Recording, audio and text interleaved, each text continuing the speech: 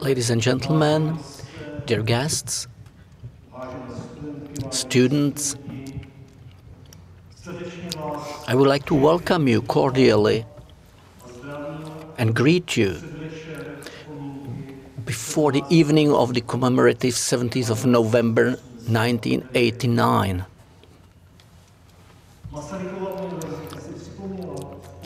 On Monday, Masaryk University commemorated the 17th November 1939 at the Kounic dormitory, and today's event should create a kind of second voice, obviously a happier one. When we celebrate November 17, 1989,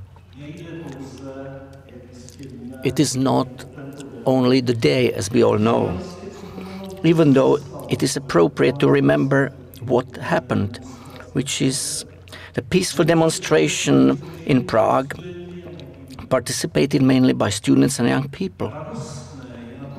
What is gratifying on this date is what followed, which was the massive upsurge of national solidarity and a very quick and essentially unexpected change of the regime. From that date, we began to live in a society which was not bound by a single ideology, which was guaranteed by a political party which de facto tunneled or asset stripped the country. Since that date, we've been learning how to live in a democratic, pluralistic society, which is certainly not without problems, but is systematically quite different from the pre-November non-democratic order, or rather, I should say disorder. 34 years is quite a long time. I realize this each time I go to teach my students. They are the so-called millennials who were born approximately the entire decade after 1989. 34 years is certainly time when a lot happened in a society as a whole, but also in the field of universities or the university education. Perhaps it would be good for us if, at least for a few hours, we could step out of the everyday life and realize what changes we have gone through, what has changed for better, which we might not realize in normal operation or normal life. We call this afternoon fragile freedom. It might seem that 34 years is a long time to consolidate freedom, but it is more complicated. It is said that each generation must fight for its own freedom, which means that freedom is under constant threat. This is because freedom is not only a matter of the possibilities we enjoy, but also of maintaining the rules of the game within the institutions in which freedom is implemented, regardless of the threats that come, unfortunately, repeatedly from the outside. After all, even today, we will remember what happened in the Ukraine, which is the threat to an independent state by an authoritarian regime. So it is good to keep the awareness that freedom is demanding and fragile at the same time. It should encourage us to care of this valuable asset. The program for this afternoon is as follows. This academic community will be greeted by Vice Rector Radim Polčák on behalf of the Rector and a representative of the Academic Senate of the Masaryk University, Natalia Antalova. Then we'll introduce Professor Karel Skalický, present him with a silver medal of the Masaryk University, and ask him for a short speech. Then this will be followed by a lecture by our special guest, Mr.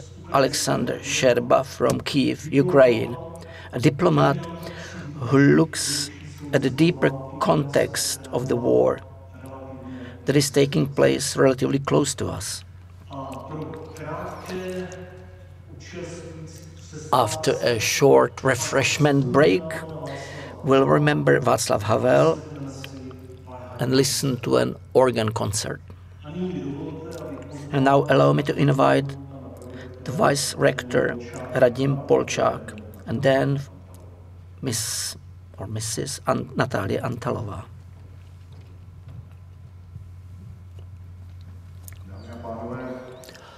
Ladies and gentlemen, my task is to greet you on behalf of our rector who, unfortunately due to health issues, cannot be here. He was very sorry because he was looking forward to this event very much. So I am greeting you by his name. We met here in the building of the legal faculty under the painting that represents Prometheus myth, which is a symbol of knowledge. And today's topic, however, is the topic of freedom. Thinking along these lines, what came to my mind is what's written in an old monography, which is very well known by Professor Skalický. He may hear something from him about that as well. It's not a monography which would be indexed in Web of Science or Scopus, but it says that you will get to know truth and the truth will make you free. The way to truth is sometimes complicated, as you can see in the Prometheus myth. And I will surely speak also on behalf of our rector when I say that the awarded person today deserves the award for going along this path of learning the truth, even though it was not always easy or simple. This connection of truthfulness and freedom is something worthwhile. It deserves our attention. We may go back to that during the afternoon. Now I'd like to ask the chairwoman of the Student Chamber of Academic Senate.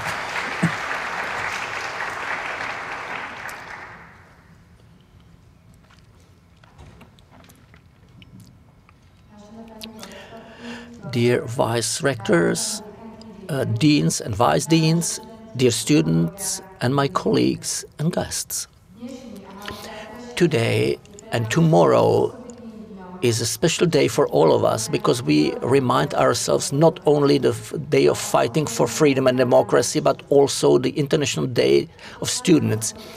This time for evaluating and celebrating a great benefit that students brought to the world. However, we cannot look in the past only.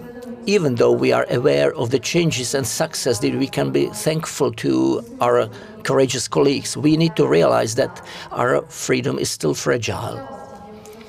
The events that happen in the world, not far from our border, show us that freedom is not obvious, automatically given. There are various forms of limiting the freedom, whether it's less of freedom of speech or other pressures to the democratic values and principles are facts that our countries had to face in the past, and unfortunately these things happen just few hundred kilometers from this country, not speaking about Slovakia.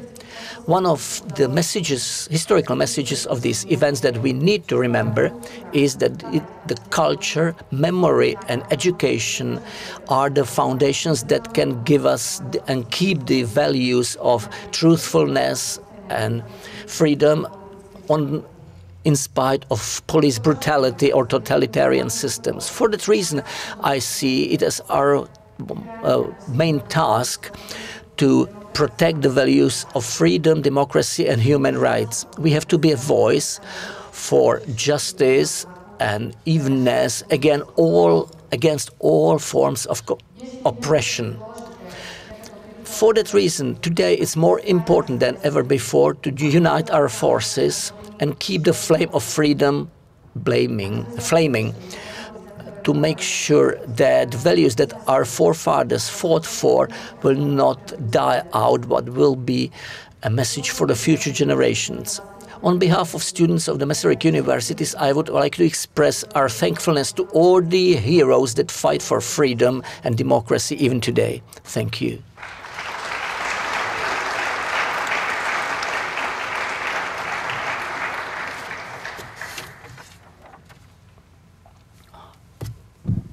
Velice děkuji za oba.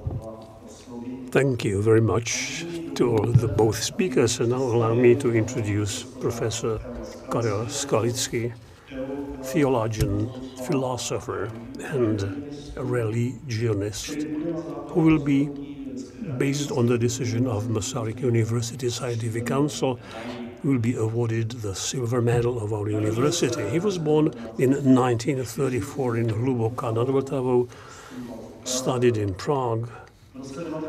In 1956 he emigrated and graduated from the Lateran University in Rome.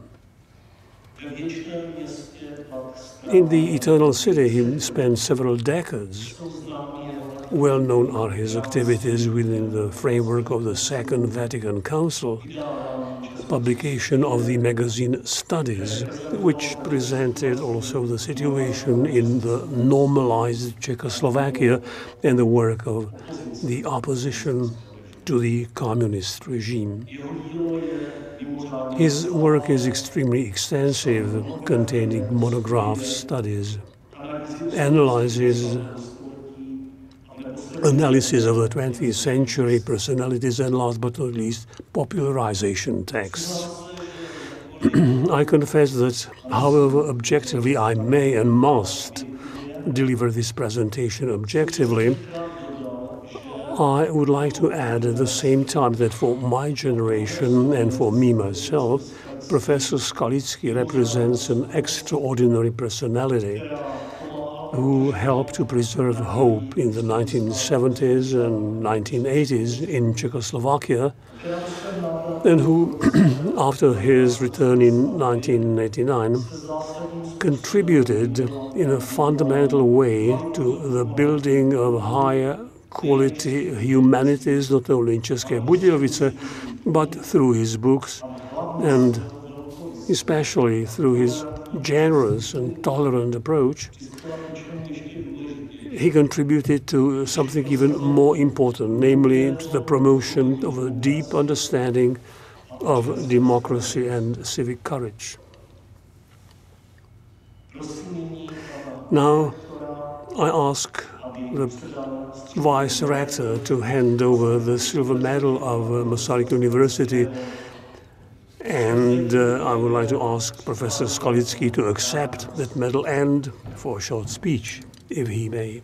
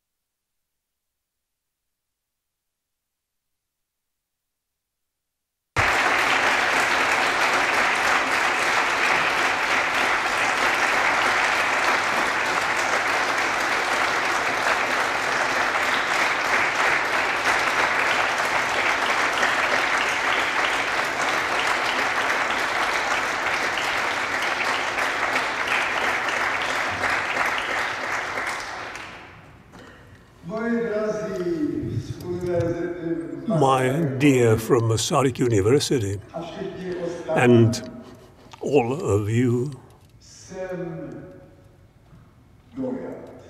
I'm touched.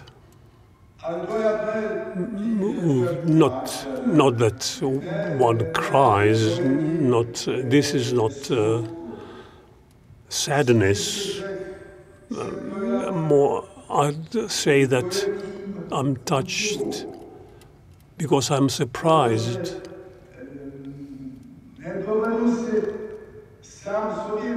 I can't explain even to myself how comes that I,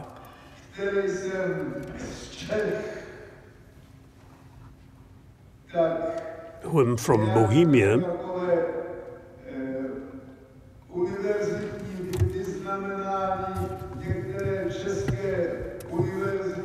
get such a award. I never received it from any other Czech university. If I did receive something, it was always the Moravian University that gave it to me. First Palacký University and Masaryk University.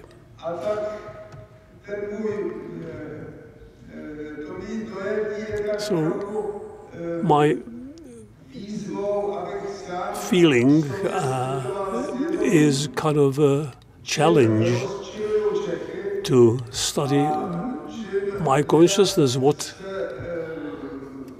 How come I make the people in Bohemia angry with me? And why I'm so friendly to Moravians. So, my dear ones, thank you very much. Thank you very much.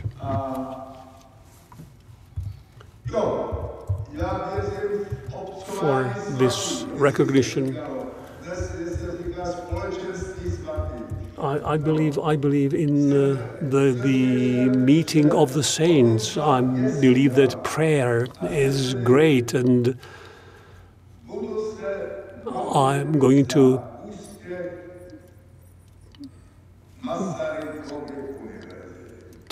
pray for the success of Masaryk University. Thank you very much again.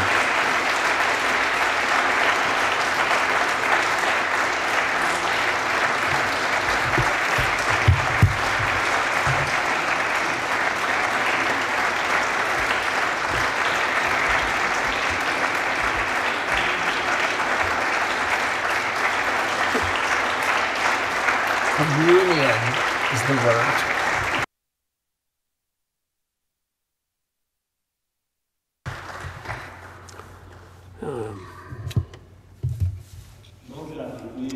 Thank you very much for the award of the medal and for the speech and for the promised prayer. Now, I would like to give the floor to our Ukrainian guest, Mr. Olexander Scherba.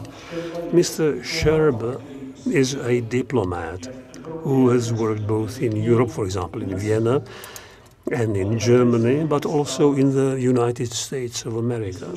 He is also a journalist and the author of several books. I would like to mention at least two of them. One is the transformation of the Ukrainian national idea, published in 2019, and so far the latest book, Ukraine versus Darkness, published in 2021.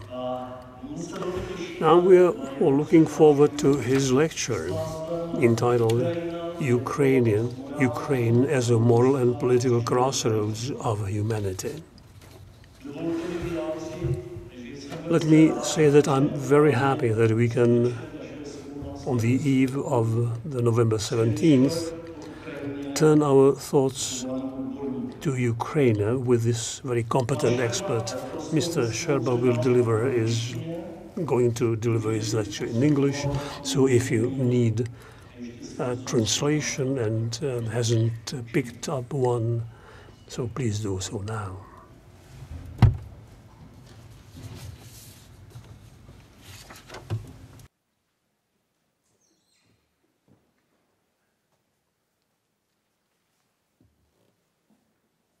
Thank you for inviting me here. I spent 6.5 years working as ambassador in Austria, and I was rather frequent guest at all kinds of universities, but it has been a while, quite frankly, and thank you for having me here, for letting me do what diplomats do, actually, speak English, wear a tie, smile to people. It's a big change from what we do every day in the last 2 years in Ukraine. Thank you for the possibility to spend a couple of days without, you know, these air raid sirens in my ears and without the bomb shelters. Thank you that Ukraine's word means so much to you. I think Ukraine today is the line between, one of the lines between good and evil. And people, nations of the world, choose to which side of this line they belong. I don't think it's a political choice. I think it's a moral one. It's not about geopolitics, but about human capacity to feel the pain and injustice caused to other people.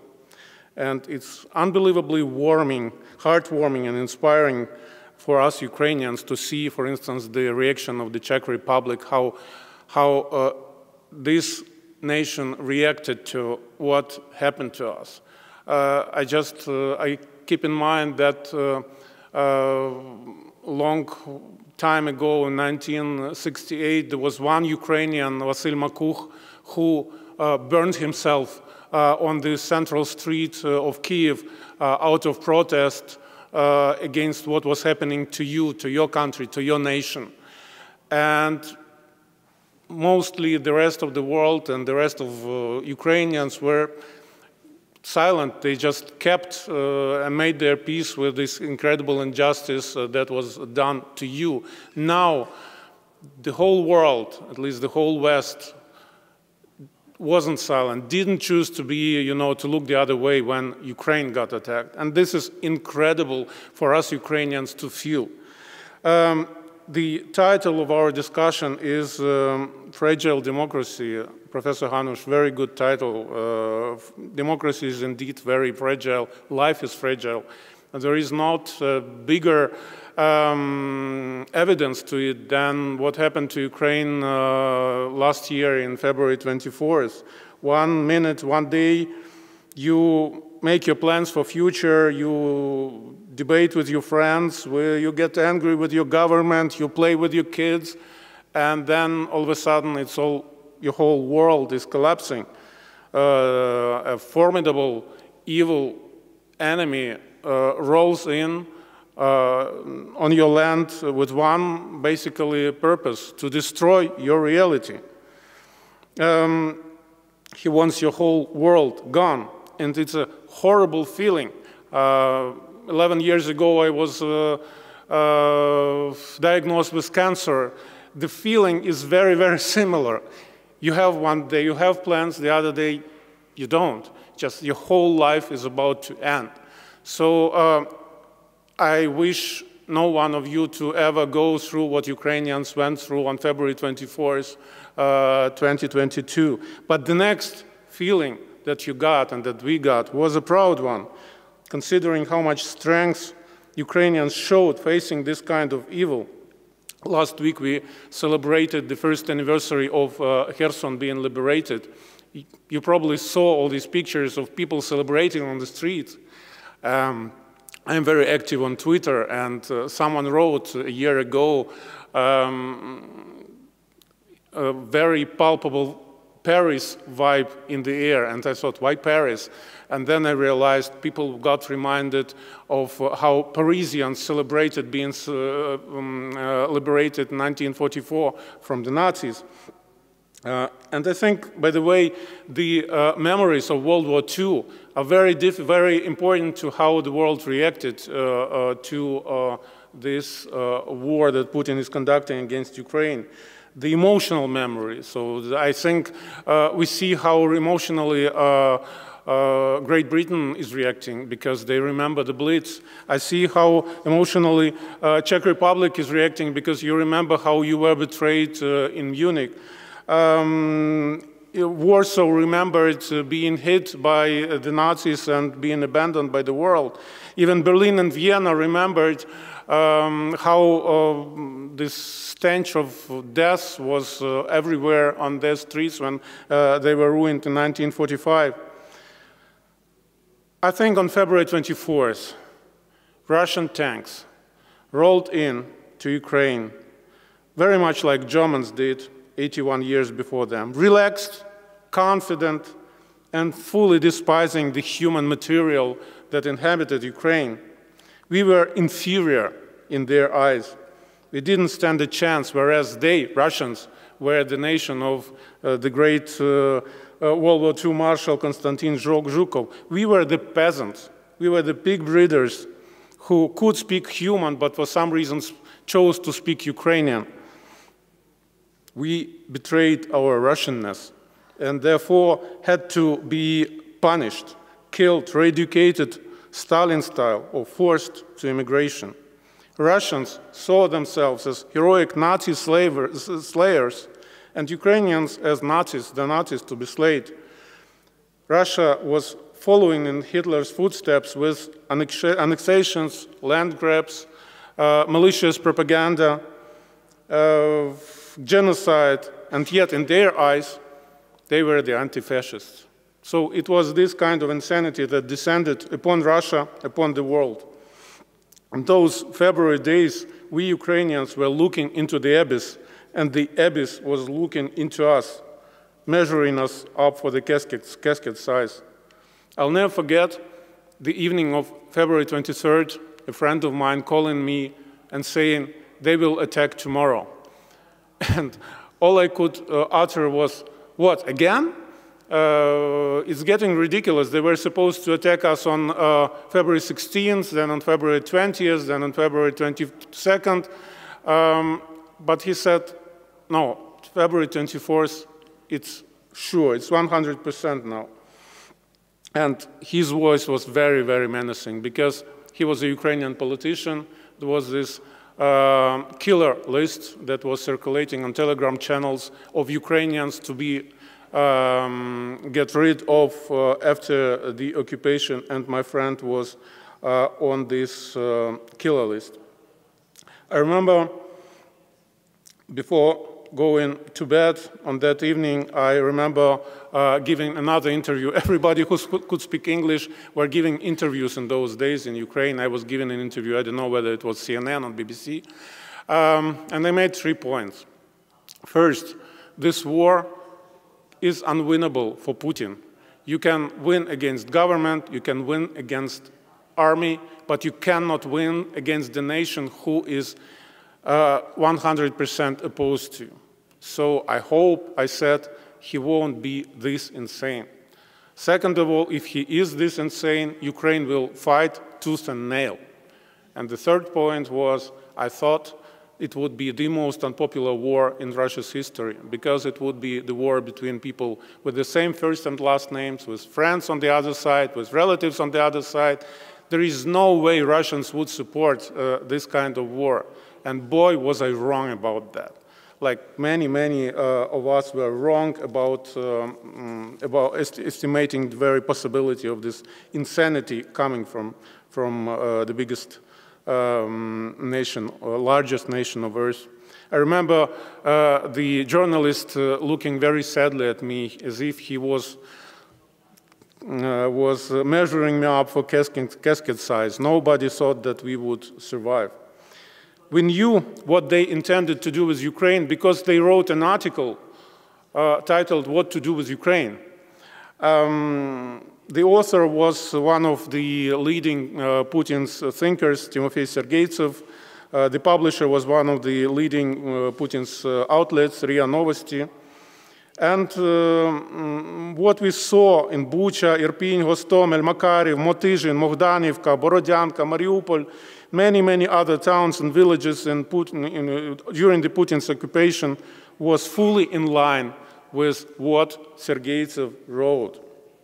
So, full-blown genocide, slaughter, collective punishment of Ukrainian nation via a new kind of a new gulag. I knew Sergeytsev personally. All these people who are the ideologists of this war, they were visiting Ukraine from time to time. He worked in 2009, 2010 in Ukraine, and we worked on one project. So I knew that when this guy writes in his article titled "What to Do with Ukraine," writes about genocide. First of all, I knew that it wasn't a metaphor.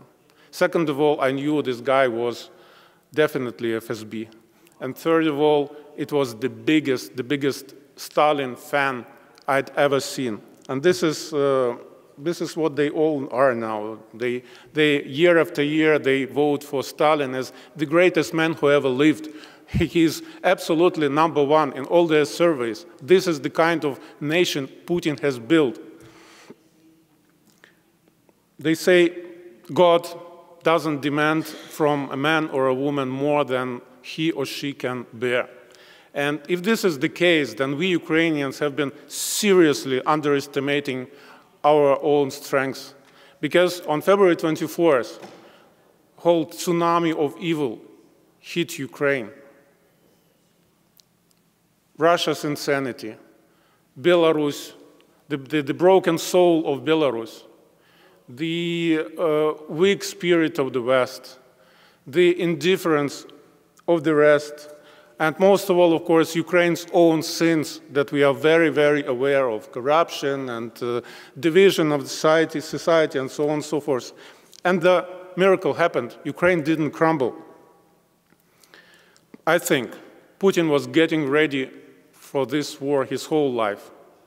During his childhood, in Leningrad, post-war Leningrad, when there was only one truth on the streets of that city, the truth of violence. He was getting ready for that in the KGB school, where they taught that anybody can be either fooled or scared or bought into intimidation. He was getting ready for this war during his time in DDR, where he, for the first time, had this feeling of, buying, fooling, or intimidating a German into submission. And of course, during the final stage of his presidency, when the whole world traveled to him like some kind of a modern antichrist and bent their knees and kissed his ring, because everybody, including the West, including the EU, including China, of course, including the United States, everybody wanted something from Russia. Russia was an ideal geopolitical situation where they could be the kingmaker of the world. Everybody wanted something from Putin. And maybe for this particular reason, they were ready to close eyes at some of Putin's eccentricities when he annexed Ukrainian Crimea, when he slaughtered half of Syria, when he started this adventure in Donbass. Nevertheless, this didn't bring to Putin what he richly deserved, becoming a pariah. On the contrary, the more aggressive he behaved, the more he was embraced by the West, by the world. And this made him behave even crazier. I had a long diplomatic career.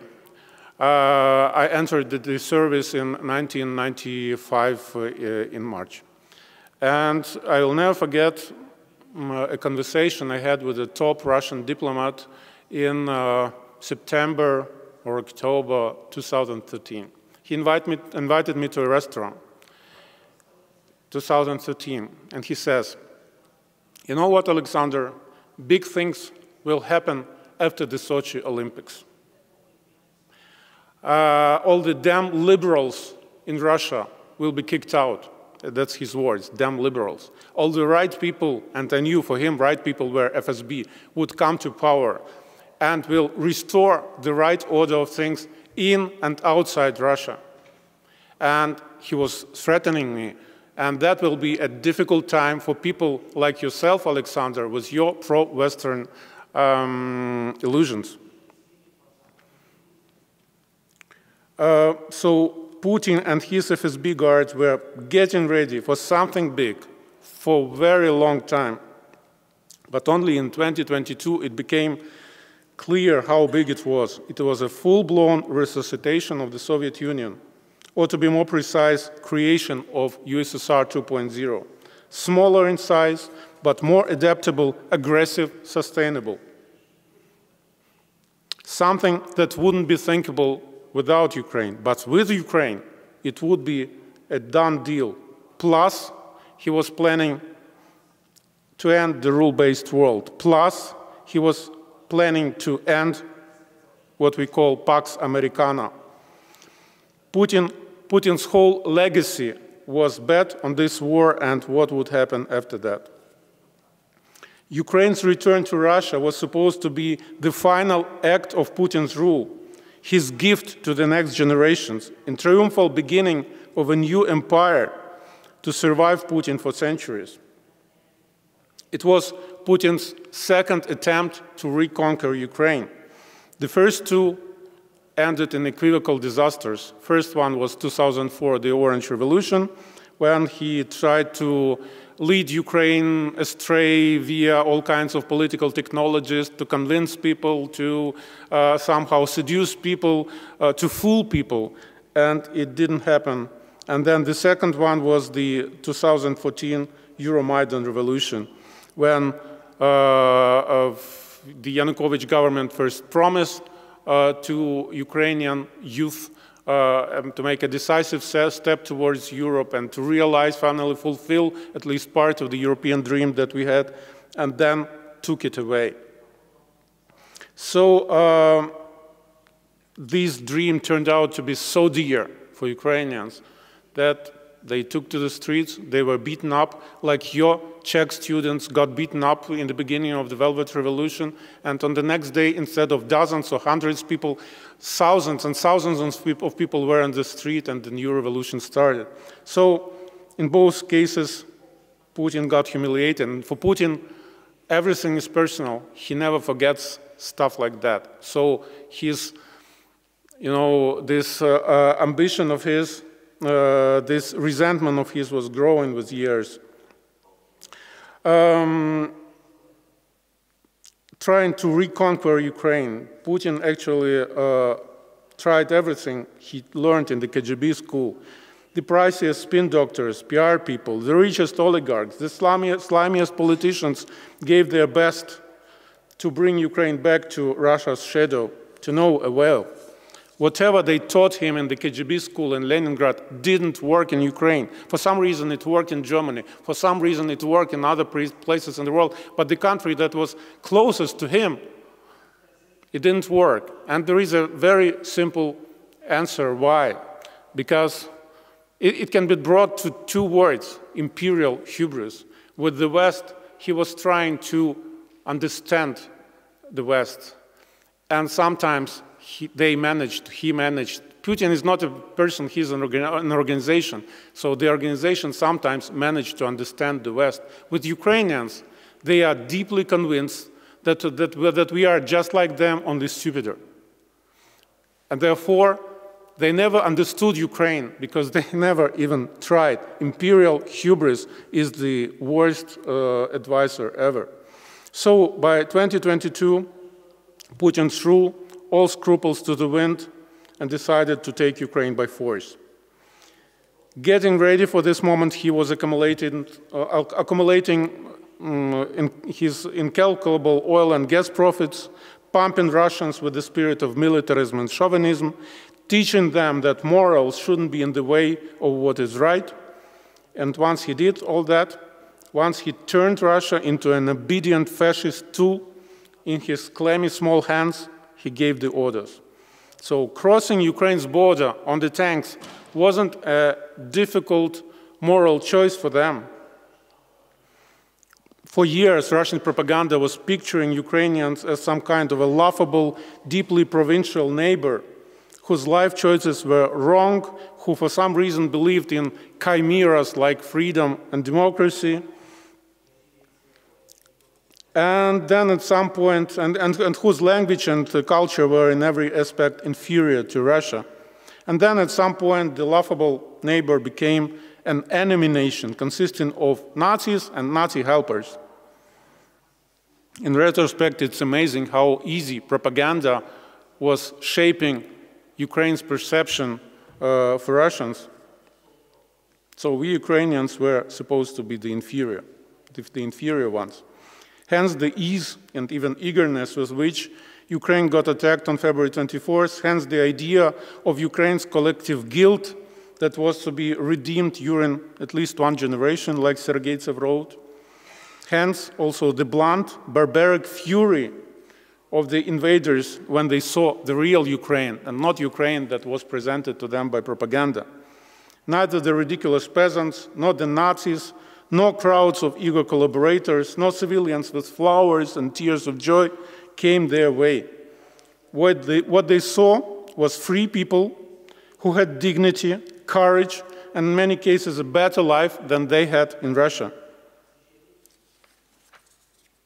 The Russian world turned out to be small and shallow, like a soul of a looter.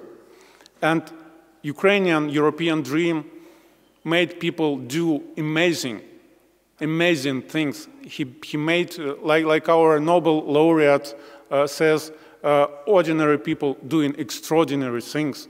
This is what happened in Ukraine in 2022. It wasn't a coincidence that Russian war crimes started in Bucha, a wealthy Kiev suburb, so different from the depressive parts of Russia, from where most of Russian soldiers came. Bucha is a small suburban town near Kiev where people made no secret of hate towards the occupiers, and where one of the first big military columns was absolutely destroyed, burned to the ground, with the help of civilians. The civilians went to unbelievable lengths to stop and to hurt the occupiers. There is this story, which is not an urban legend, about a Ukrainian from Kiev Oblast, a very wealthy guy, who found out that Russian occupiers were living in his home. So he gave the coordinates of this home to Ukrainian artillery so that his home would be destroyed by the artillery so that the occupiers would be kicked out of his country. The name of the guy is Andrei Stavnitzer. He's one of the owners of Odessa Port. This is all real. And this is the stories that are plentiful in Ukraine from that time. Almost all male inhabitants of Bucha between 18 and 60 who stayed back were murdered by the Russian army between March 3rd and March 10th. It was a classic SS Einsatz operation against civilians, with the difference that SS started these punishment actions against Soviets on month 3 of the invasion in 1941. Russians started their punishment actions against our civilians on week 2 of the invasion in March. Irpin, another Kiev suburb very close to Bucha. The city looked before the war like a bookshelf with Russian writers and composers. The streets were named after Pushkin, Lermontov, Dostoevsky, Chekhov, Yesenin, Glinka. People loved Russian culture in this town. It was butchered. It was one of the worst crimes that happened there. Happened in a building on the crossroads between Lermontovskaya Street and Pushkina Street and Lermontova Street. So if you saw yesterday how people in Kiev dismantle a Pushkin monument, it's not Ukraine canceling Russian culture. It's Russia who canceled itself in Ukraine by doing these incredible, unbelievable things. People just want to get rid of everything that reminds us of Russia. Rape, mass killings, looting, and rape again. After Russian troops had to leave Kiev vicinity, one of the rapists, barely 20 from the looks of it, went online and was asked by Ukrainians why they raped all those local women. And the answer was more telling and terrifying than can sound at first glance. He said 3 words: they were weak. So a man speaking about women and saying they were weak, that was enough for him to rape those women. These three words opened the door to Russia's soul, a chauvinist imperial reality, where there is no bigger sin than being weak, and no higher, more self-indulgent authority than being strong. The world belongs to those who conquer it, to the strong ones, and they are allowed to rape it. That's the same idea that Adolf Hitler sold to Germans in the 1930s when he absolved them of the chimera called conscience. Every dictator is a salesman. He sells happiness to people. The happiness of rape, the happiness of domination, the happiness of blind faith in one thing, even if this one thing is a lie. In Crimea, Putin sold to Russians the happiness of theft and Ukraine's humiliation.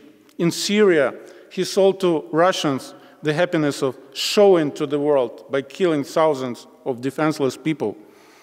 One of the biggest joys that he sold to Russia was the fear of being, the joy of being feared. As they say in Russia, боишься, значит уважаешь. You fear me, so you respect me. If you ask an average Russian, what was so great about Soviet Union? Why are you clinging to this past? Sooner or later, and probably sooner, you will hear these words. Все нас боялись. Everybody was afraid of us. Being feared in the world was a good thing, and they missed it. One of the reasons why Ukraine is hated so much by Russian general population is exactly this. We deprived them of their imperial happiness. We weren't afraid. We showed that their invincible army could be beaten. We challenged their delusion, and therefore we need to be punished. So in the coming months, when they start, shooting all those missiles in our direction, and there will be a lot of them, much more than last winter, it won't be for military reasons. Putin will be just giving to Russians what they want to see. The pictures of Ukrainians bleeding, suffering, freezing, dying. Ladies and gentlemen, I think this war turned geopolitical tables in a very unexpected way. It could have gone the other way, though. Without Ukraine's readiness to fight, no level of Russian atrocities would have caused this kind of change. Had Ukraine crumbled, as Putin planned and the West anticipated, things would have returned to business as usual rather soon. That's my opinion. Russia would have victoriously marched into Kiev like Hitler marched into Paris. Ukraine would have been cleansed swiftly and violently, Stalin style. Putin would have taken all the international outcry upon himself and retired from politics as someone who made Russia great again. The world would have been upset at first, but then started a new dialogue with Putin's successor, the ruler of USSR 2.0. Russia would have gotten even bigger on Ukrainian blood and started getting ready for the next expansions. The whole history of mankind would have gone differently had Ukrainian soldiers ran. Luckily, the history took a different turn. Ukrainian soldiers stood their ground. Ukrainian civilians didn't cave or descend into national quarrel, facing this incredible, indescribable injustice and barbarity. The world shrugged off this stupor in the face of Putin's audacity. Decent people of the world sided firmly with Ukraine. Others chose to be confused, fooled, or indifferent. And no matter how this war ends, this was an exam for mankind, and the mankind has passed it so far. The decent ones were numerous and vocal enough to make a difference, to save a nation in the middle of Europe from genocide. Maybe for the first time in human history, it happened on such a large scale. If Putin is in many ways, or can in many ways be compared to today's Hitler, Ukraine can be compared to today's Poland that didn't get abandoned by the world. For years, the nations of the world were convinced that amid the 21st century, there are no problems that can't be solved via diplomacy and via goodwill. But this war showed that the 21st century started not for all nations of the world. While the West cultivated humanism, Russia cultivated imperialism, militarism, and chauvinism of the worst kind. And that's why Europe's biggest war since World War II caught Europe by such a surprise. But I know that you probably you know how it happened. You want probably much more to hear what happens next. This war, I think, is a part of a bigger plan. Putin wants to change the global order of things. Putin wants a new division of the world, so to say, Yalta II. Therefore, if someone thinks that throwing Ukraine under the bus could bring peace, this someone should think twice, should think again. There will be more things thrown under the bus if Ukraine is thrown under the bus. That would be the West's unity, there would be the moral leadership, and there would be any notion of a rule-based world. I think, in my opinion, all of that would be, if not profoundly ruined, then seriously undermined. And Ukraine will fight, no matter what. As Golda Meir once said, if necessary, we will fight with spades. Ukrainian soldiers know why they are in this war, to defend their country. Russian soldiers know it too. They are in it for money. They are the slaves of mortgage in the first place and propaganda in the second. A Ukrainian YouTube commentator, Mikhail Sheitelman, once just recently calculated that a Russian soldier in his 40s, if he fights half a year in this war and gets killed, he earns for his family more money than on an average Russian salary until he retires, so to say. So basically, financially, this war, killing Ukrainian children, makes absolutely sense for them. And this is the main reason why so many people are in this war on Russia's side. My bet is on Ukrainians who know if they fail, their world is over. I believe also in the face of decent people throughout the world, decent nations throughout the world. 78 years ago, this joint will of different nations broke the neck of Hitler. I think it can be done with Putin too. The Russian population seems to back Putin in whatever he decides. Russia is a play-doh in the hands of one person who seems to possess neither scruple nor deep intellect. He has a mentality of a gangster, bandit, who was never challenged by the law. He got into this war because the world gave him a sense of full impunity and permissiveness. The sense of being accountable is something he doesn't know. Putin is ready to sacrifice an infinite number of human lives, but not his own. It's bad news for Ukraine, but nothing we wouldn't already know. The good news for the world is Putin is a fraud. As Russian saying goes, he is a warrior against the sheep, but a sheep against a warrior. He is small and weak when facing something bigger than himself. And he is not the kind of a person to get real about the use of nuclear weapons on those who are stronger than him. So nuclear saber rattling is, in his case, nothing but a gangster intimidation technique. Drawing endless amount of Ukrainian and Russian blood is one thing, but endangering himself via attacking the world outside Ukraine, completely different one. I think Putin's role is key in this war. It is Russia's war, but first of all, it's Putin's war. It was the desire and decision of one person. And as long as this person is in the driver's seat, the war will probably go on. The world has a Russia problem, but it also has a Putin problem. Putin is a tumor, making sick not only his country, but also the world.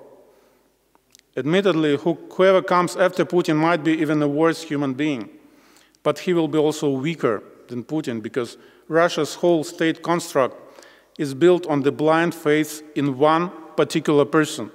Once this person isn't there anymore, it would be a different game. Putin's ideologue Vladislav Surkov once said that Russia's core is the unity between the supreme leader and the deep people. Not an abstract supreme leader, but a very concrete one. Without this unity and trust, many things will have to be revisited, reconsidered, and reconstructed. Putin is insane. Those around him aren't, for the most part. They are very spiritual people, you know. They have very spiritual connection with their property in Karlovy Vary and their London apartments and their Toscana villas, their yachts, and they don't want to lose all of that. They don't want to become a giant North Korea. Knowing that, they think and they are pushing the collective West, America and Europe, to somehow stop supporting Ukraine. Putin thinks he can wait the collective West out. He thinks that the 2024 presidential elections in the US will give Russia an upper hand. They think Ukraine can be forced into doing something unthinkable. Once again, they bet on the dark side of human nature against the bright one. And once again, I hope Putin will be wrong. Negotiate. Anything is better than a war. This is a natural logic of the West, very understandable one. Give Putin what he wants. Stop the bloodshed. That's the tenor of millions of right and left-wing activists, nationalists, self-proclaimed intellectuals, Twitter influencers, with Elon Musk as their leading voice now. Anything is better than war, they say. What is that anything? Living in slavery, allowing a genocide, saying goodbye to democracy, feeding to people thousands of your people, letting the perpetrators of Bucha get away with it, seeing your identity wiped out where you lived. It's very easy to compromise on something that isn't yours. It's hypocritical to be a humanist at someone else's expense. Reason, decency, and courage versus stupidity, greed, and cowardliness. That's the dilemma of the West when it comes to Ukraine. Appealing to the West's reason, decency, and courage, Ukraine will have to make clear a number of points, and I'm coming to an end here. First, we should make clear that the West, what the West is doing in Ukraine isn't financing a war. It's a global rescue operation. The world is preventing a genocide in the middle of Europe. We saw what Russians do with Ukraine once they control it. Ethnic cleansings, torture chambers, collective punishment, cultural annihilation.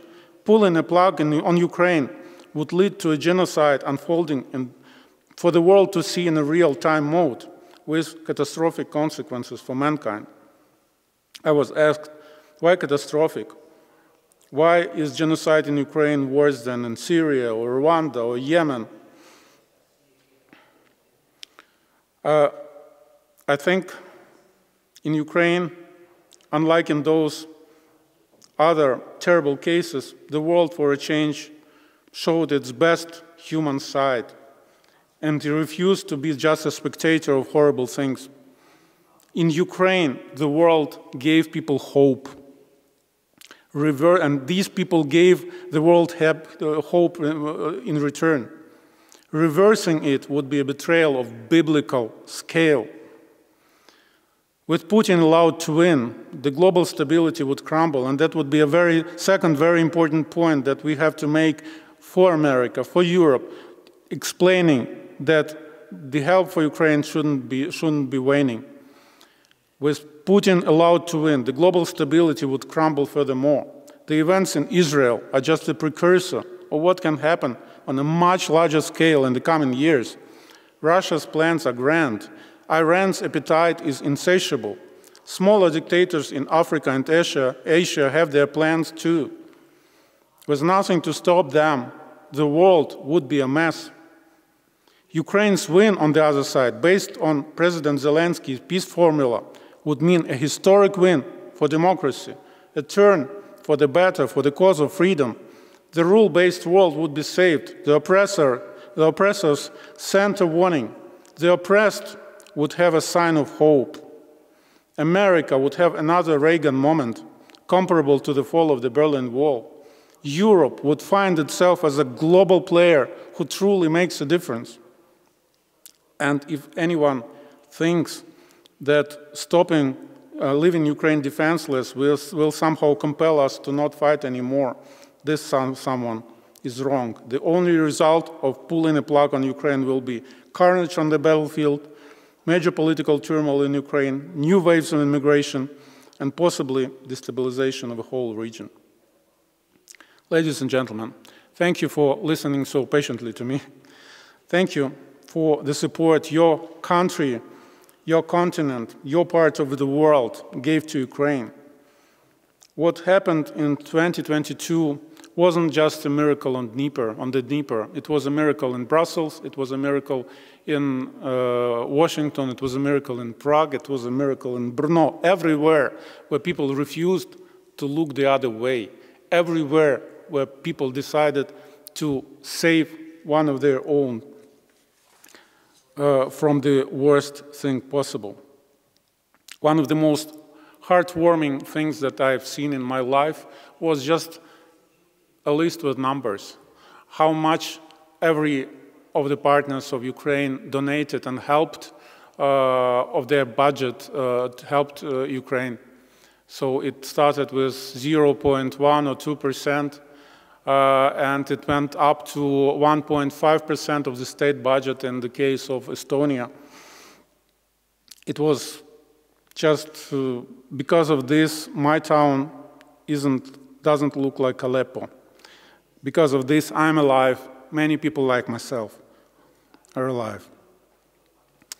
I think it was also a very sound investment into the stability and security in the world, because there is nothing more dangerous for the world than empires who are allowed to carve up smaller countries any way they want. And the most depressing thing I've seen in a long time was this wave of Christian accounts on Twitter in America who tweet, "Not a dime for Ukraine." Thousands of people calling them Christians demand passionately, with their whole heart, for Ukraine to be crucified.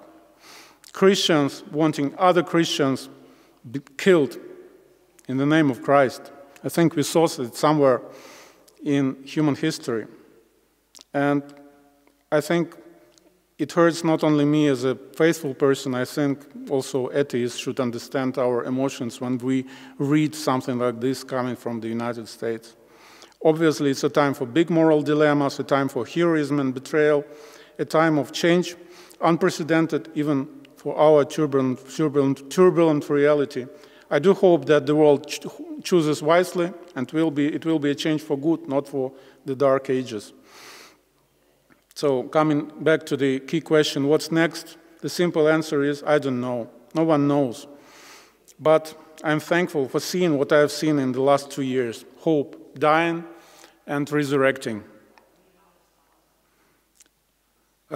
Mankind coming together and saving Ukraine.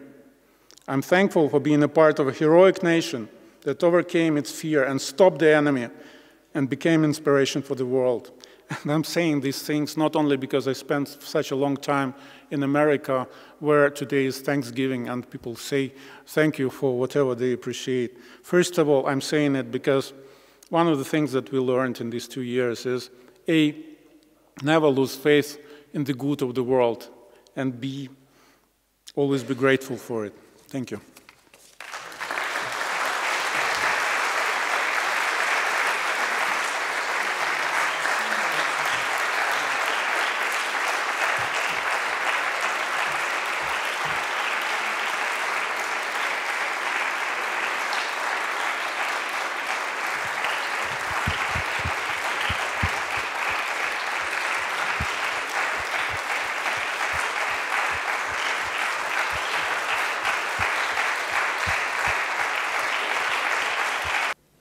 Dámy a pánové, Ladies and gentlemen, please allow me to welcome you back to the second session of our special afternoon, the pre-eve of the 17th November 1989. When we were considering how to design or develop the program of this meeting, we thought, like, what would be the 17th November without Václav Havel, without the commemoration of this extraordinary man. So first I will read two samples from the work of Václav Havel, just to remind ourselves of him and of his commemorable style. And then I'm really glad that our invitation has been accepted by Petr Oslzlý, who will remember Václav Havel because they knew each other personally, they worked together. And as I said at the beginning, then we will have a musical surprise, but I'll mention that later on. So now allow me to read two short samples of the work of Václav Havel. I'm going to quote from the book Václav Havel into different sides. It's a publication containing different types of texts, from political ones through cultural, literary, and political.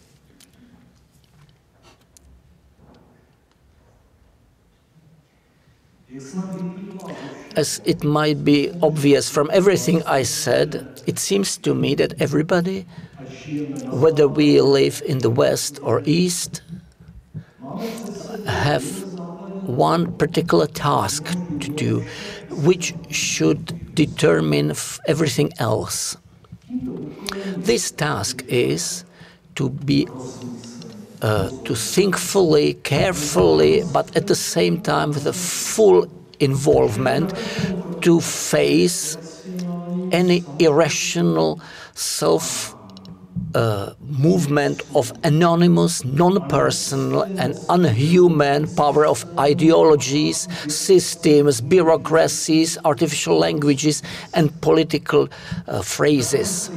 We should defend against their complex, comprehensive pressure, whether it's in form of consumerism, advertising, repressions, technologies or phrases of this sister of fanatism and a well of totalitarian thinking. To draw, regardless of all the ridiculousness from our natural world, and to claim it's denied, the direction giving, to have the humbleness of the wise and to see the limits and the secrets that's behind it, to accept that there is something that extends all our competences, always to relate to the absolute horizon of our being, which, if we want at least a little bit, we always discover it by our being and experience it. We should build our acting from our personally guaranteed and unbiasedly reflected and non-censored with ideologies, our experience, measure, scales and imperatives. We should believe the voice of our conscience more than all abstract speculations.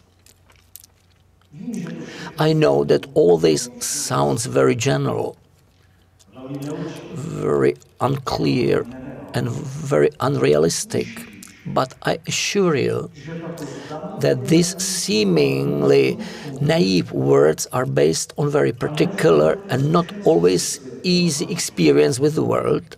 And if I can say it in these words, I know what I'm saying.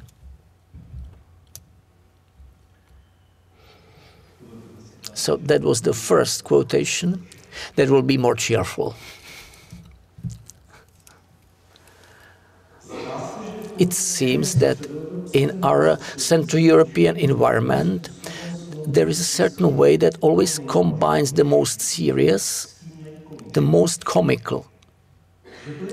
That's the dimension of the distance, bird's eye view and self-irony that gives the local topics the properly shaking seriousness. And this is not Franz Kafka, one of the most serious and tragic authors of this century. Isn't he a humorist at the same time? If you don't laugh at his novels as much as he laughed at them himself when he read them to his friends, we don't understand them.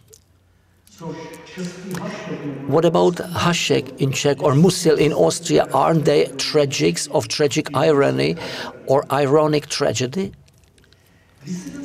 Dissident life is not in anything very cheerful in Czechoslovakia, and even though, or even less, staying in Czech prisons.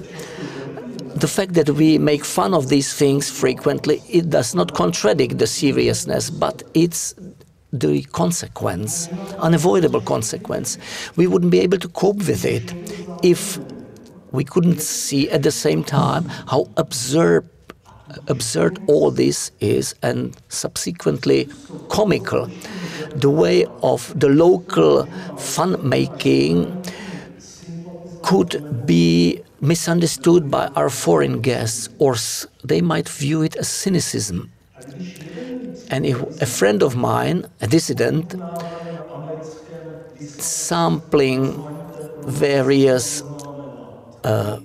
delicacies at the American embassy, when he said a famous sentence that there are things for which it's worthwhile to suffer, we were all laughing, and no one came to idea that we should understand it as humiliation of the Patočka's legacy, his tragic death, or moral foundations of our dissident acting. Briefly, we sense more strongly here, which might be based on the plebeic tradition of the Czech culture, that if we take ourselves too seriously, we become laughable. And if you can permanently make fun of yourself, you cannot. You will never be laughable or comical. So this was Václav Havel. And now, remembering Václav Havel, please allow me to introduce briefly Petr Oslzlý, even though I guess that he doesn't need to be introduced very much in a company like this, but basically a few facts. Dramaturgem slavného divadla Husa na provázku, v některých obdobích byl také jeho šéfem. Možná ti mladší z vás nebudou vědět, že společně s Jiřím Millerem a Miroslavem Pospíšilem organizoval tajné bytové semináře, kterým dnes říkáme podzemní univerzita, kde přednášeli význační profesoři ze západních zemí. Také stojí za připomenutí, že v roce 1989 se stal jedním z organizátorů listopadové stávky divadel a zakládajícím členem občanského fóra. A potom bych mohl připomínat další jeho angažmá, například v Centru experimentálního divadla, v kabinetu divadelních studií na Filozofické fakultě Masarykovy univerzity, eventuálně jeho působení na brněnské Janáčkově akademii muzických umění. Ale možná bude lepší říci, jsme ho pozvali protože víme, že se znal s Václavem Havlem, že ho poznal docela dobře, že s ním spolupracoval v mnoha oblastech, zejména v oblastech kulturních, a proto bych ho nyní poprosil, přivítal ho a poprosil bych, aby krátce na Václava Havla zavzpomínal. Prosím.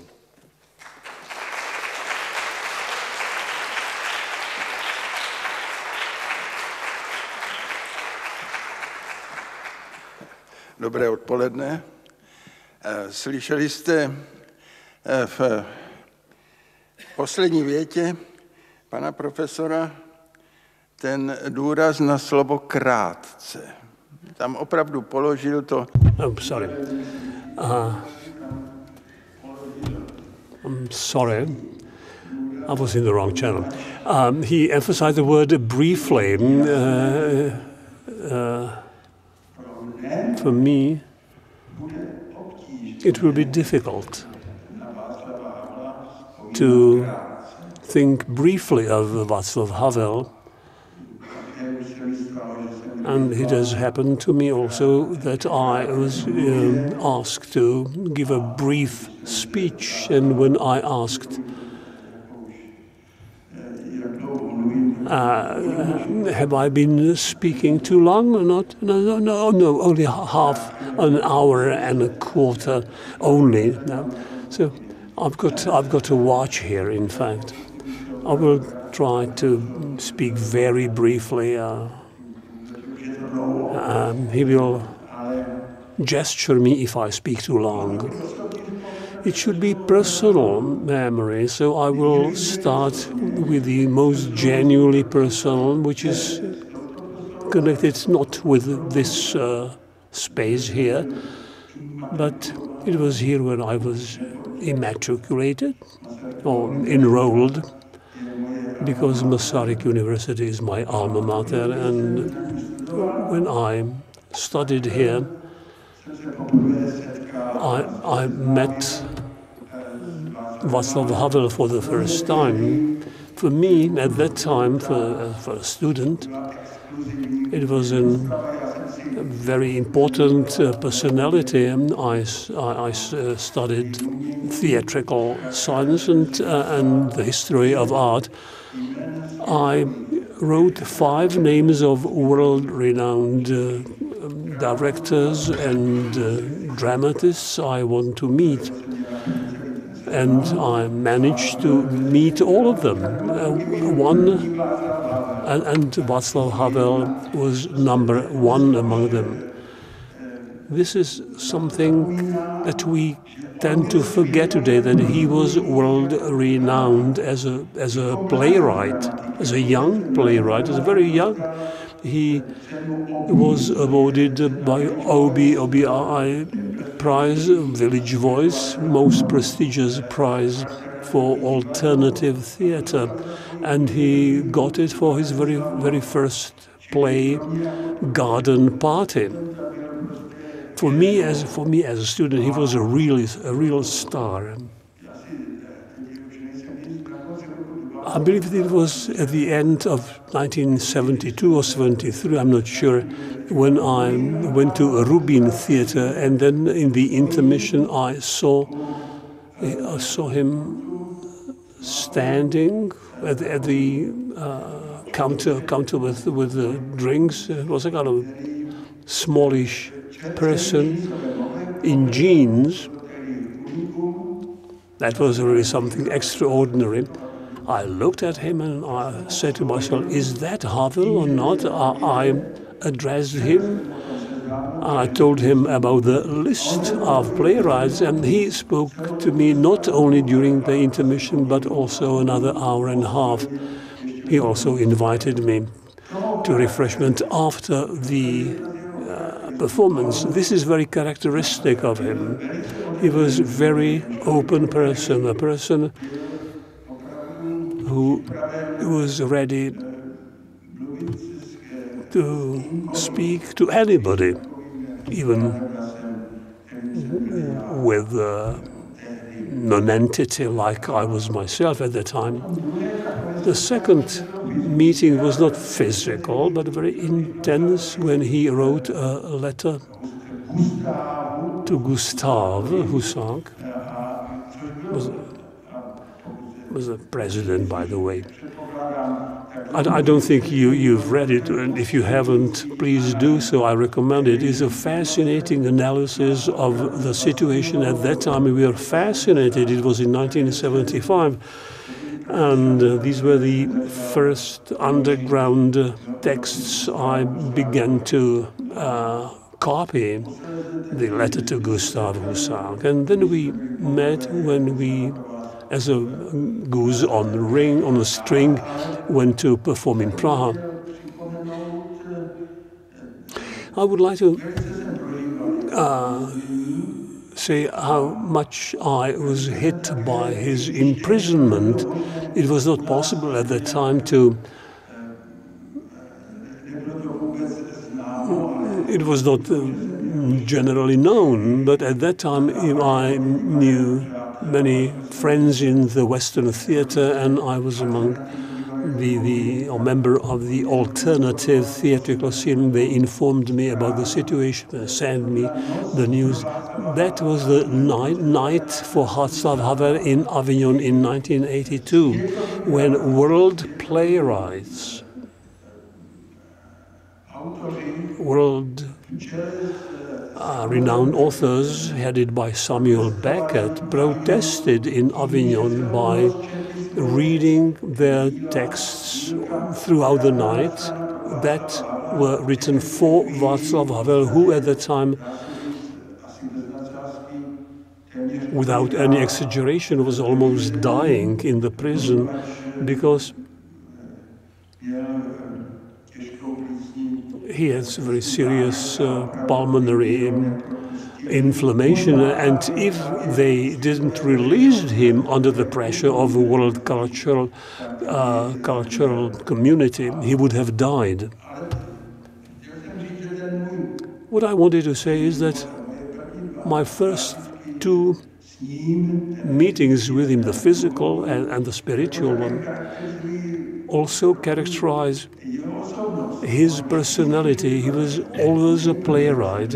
First, he was a playwright, and very often, very soon, he became world-renowned playwright. But always, he was intensely interested in political, social issues, things concerning polis, that is to say, the politics. His lifelong activities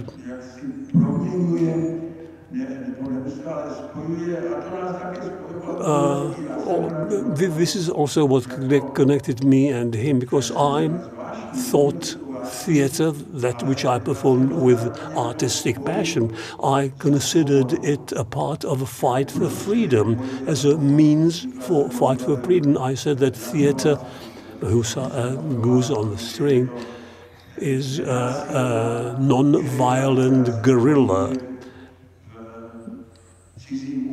which is in an enemy territory and uses specific means in the fight for freedom. And this is also what connected us. He said I was the first player or theatre man whom he invited for the first time to theatre. Must be true. After all, he was a proponent of truth and love. That really got us close together, and we met whenever our theatre, Goose on the String, went to perform in Prague, and later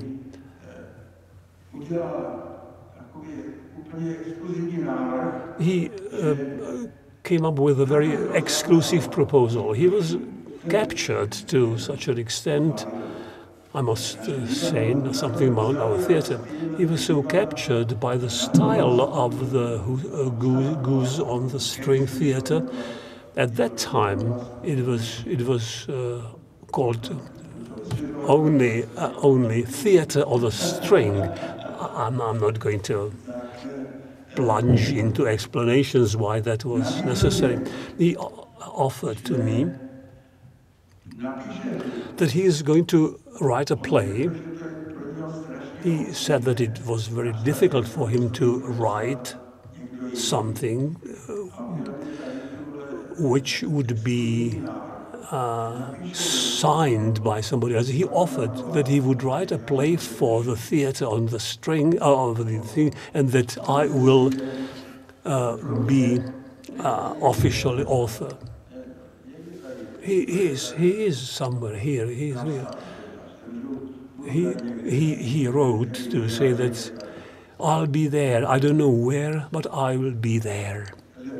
Some next to me, perhaps. That was a real honor for me. And since then, we met for the reason of our work together. And that was the play will start tomorrow. Zítra to spustíme. For me, it was also important, difficult to sign something as an author that I did not write myself. For the first time, it was staged in.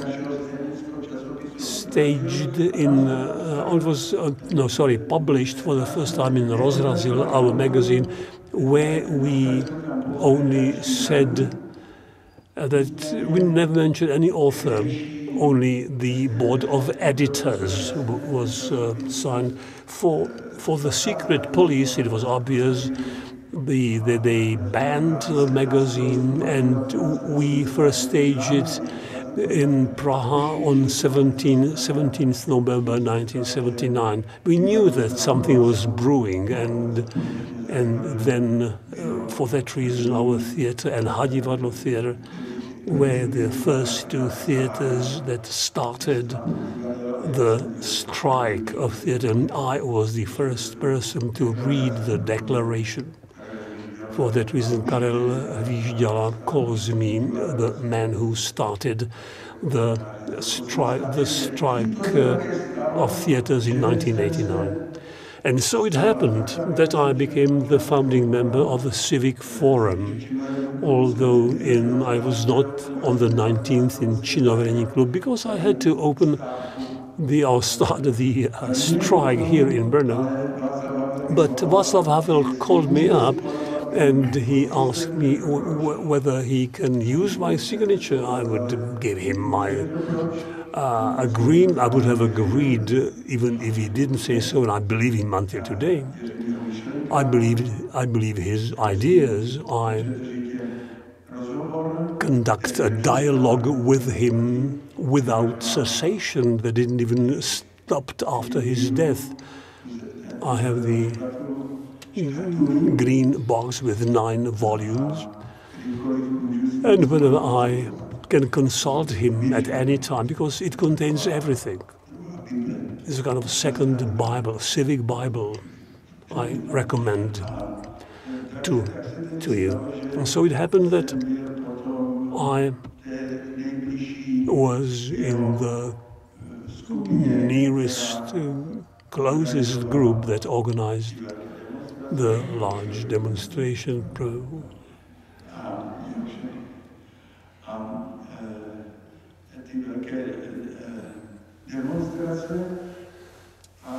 And this brings me to the end. At the end, I would like to say that we all, Jiří Křižan, Láďa Kantor, in our group formed the organization of demonstrations on the Wenceslav Square and later Letna space. That's the square.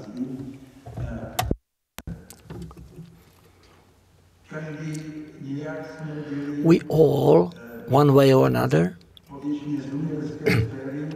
were from the world of arts, basically trained to respond quickly, make decisions quickly. And that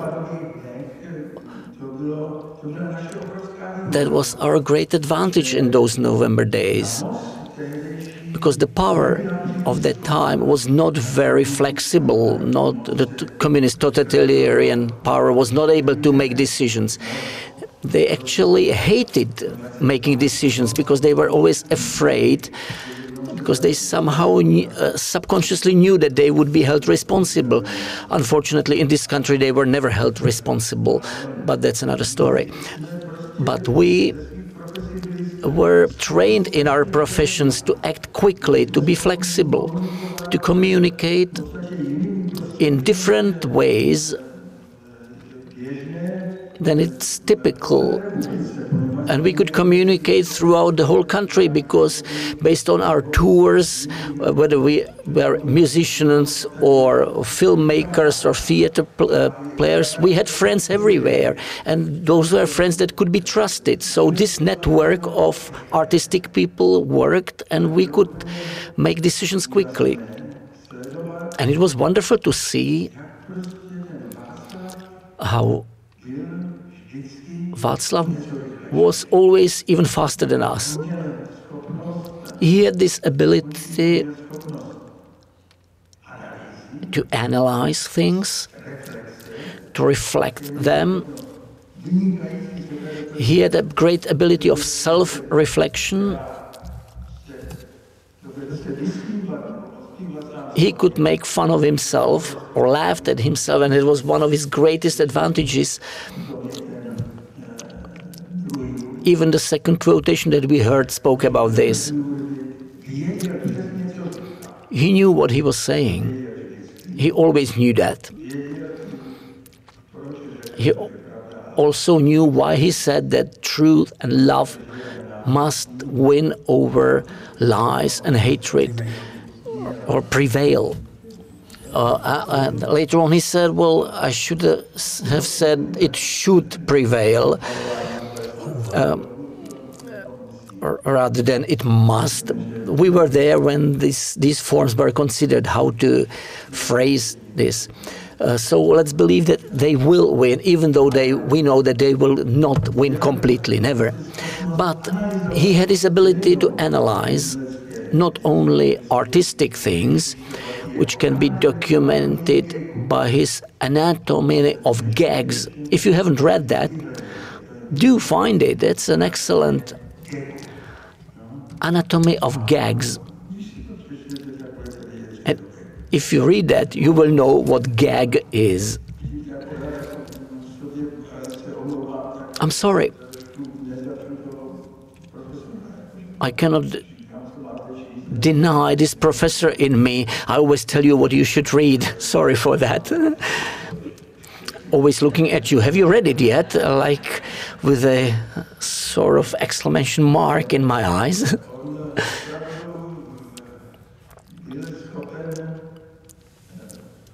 But he was able to analyze thoughtfully whether it was arts, civic issues, or philosophical or political areas or issues. And again, back to my recommendations. For me, the letters to Olga are the best documents that prove that Olga was his beloved first wife. And this is actually my way of remembering Olga that I love dearly. And that's all I wanted to say. Thank you.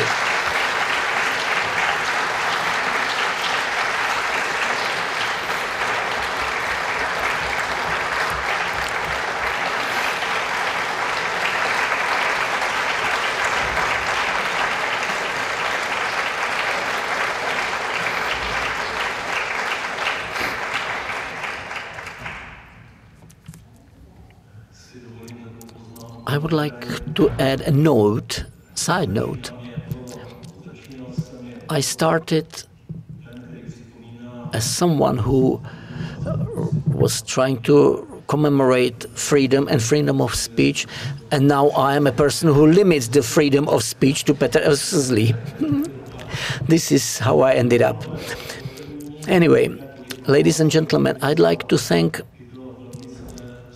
for all these memories, very precious memories. Thank you very much. But now, I'd like to announce the last point of our program. we haven't heard one title. The Cultural Center of Masaryk University. Obviously, this event is being organized by the Masaryk University as such, but especially its cultural center. And what would be a cultural center without music? If you are or have been here from the beginning, you may have noticed the sound of a music instrument which could not be heard here in previous years because it simply didn't sound here. But this year it started sounding here and it will continue sounding. That's an organ of the local legal faculty and of this hall of Karel English. So now I would like to announce a small concert.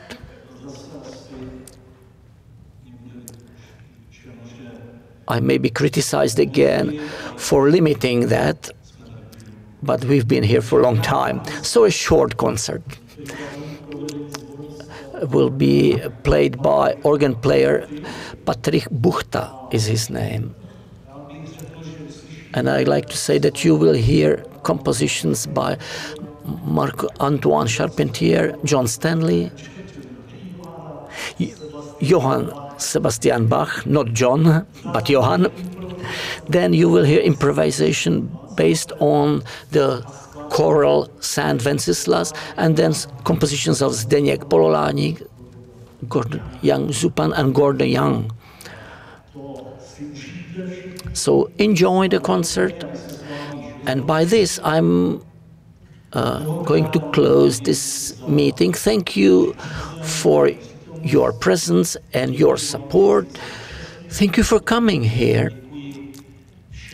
I want to thank everybody who prepared this afternoon together with me.